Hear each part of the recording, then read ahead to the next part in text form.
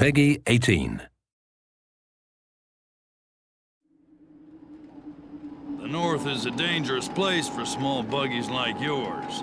Afraid you're gonna need something with a little more muscle.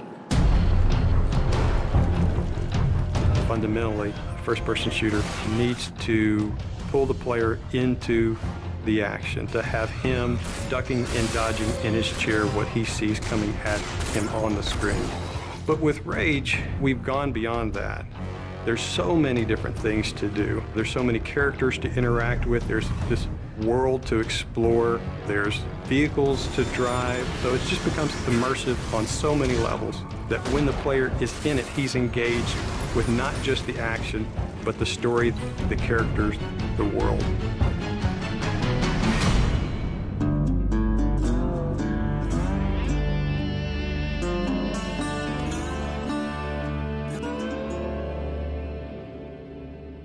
The Wasteland in Rage is kind of like a plate that the rest of the game sits on. As you travel around, you'll discover that there's these entrances to bandit hideouts and mutant caves and old sewers and things. Listen, don't you go trekking around down there without some serious firepower. In Rage, we try to make the game open but directed.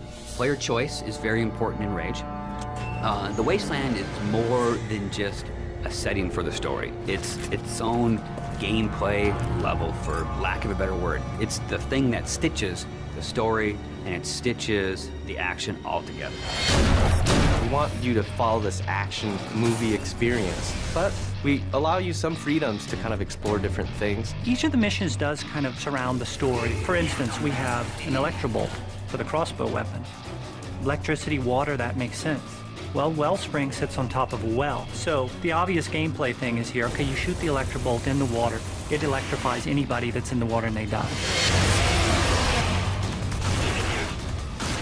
As you travel through the Wasteland, you meet very interesting, very over-the-top characters. Great! Muy bueno! We are simpático, eh? And we feel that creating memorable characters that offer you memorable missions really kind of helps drive the whole experience forward.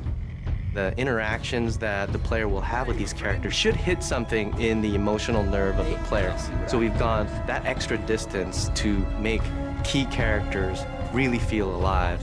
So you know when you go talk to Dan or the J.K. Styles, the producer of that crazy TV show, or the sheriff, you forge these relationships with them.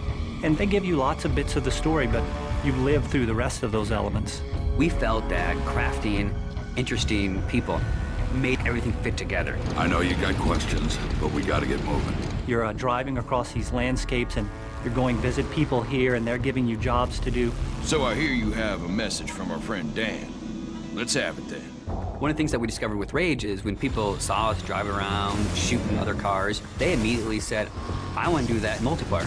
So we've taken the best parts of the vehicle combat from the single-player experience and added a really fun, intuitive multiplayer experience with it. We also have this cooperative style gameplay that allows a player to get with a friend, run through a level that's maybe changed a little bit from things that they've seen in the game, and then we roll a little bit of fiction into that. So it's taking all the kind of visceral, in-your-face action, but you're doing it with a buddy.